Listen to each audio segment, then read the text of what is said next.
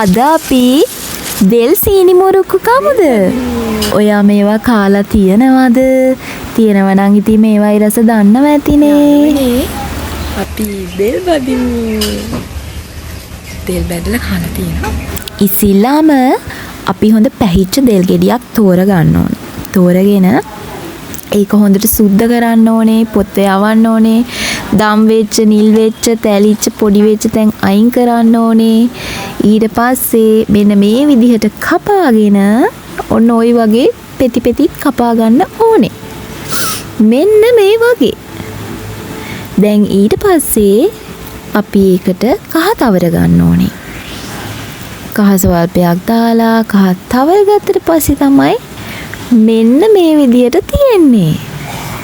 දැන් ඉතින් අපි මේ ටික බැදගමු.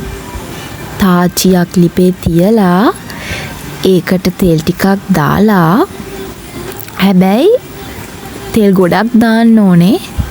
මෙතන තෙල් භාගයක් තියෙනවා. දෙල් ගෙඩි එකහමාරක් වගේ ගත්තා. තෙල් ඉතුරුත් වුණා.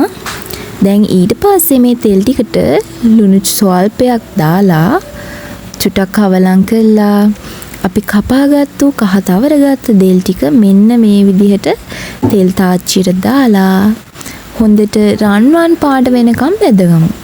කළු නම් කරගන්න එපා, අඟුරු කරගන්නත් එපා. මේක හොඳට ලස්සනට සාමාන්‍ය ගින්දරේ රන්වන් පාට වෙනකම් මෙන්න මේ පාට වෙනකම් බෙදගන්න. කරස් කරස් ගාලා හැපෙන්නත් එපයි. ඔය තියෙන්නේ ලස්සනට. ඊට පස්සේ අපි සීනි ටික උණු කරගමු. මෙතන සීනි කෝප්ප පීරිසි කෝප්ප එකහමාරක් දැම්මා. ඒ පීරිසි කෝප්පෙටම වතුර එකහමාරක් දැම්මා.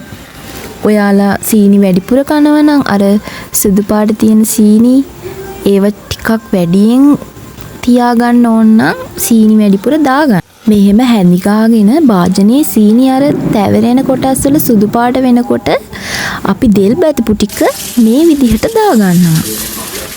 මේ විදිහට. දැන් ඉතින් හොඳට කලවම් කරගෙන මෙහෙම ලිපේ ගින්දර අදින්න. ඇදලා ගින්දර දාන්න එපා. මෙන්න මේ විදිහට.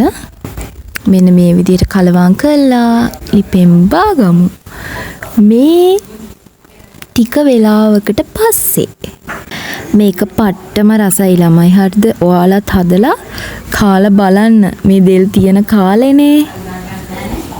එහෙනම් ෆලෝ කරන්, ලයික් කරන්, කමෙන්ට් එකක් දාගෙන යන්න.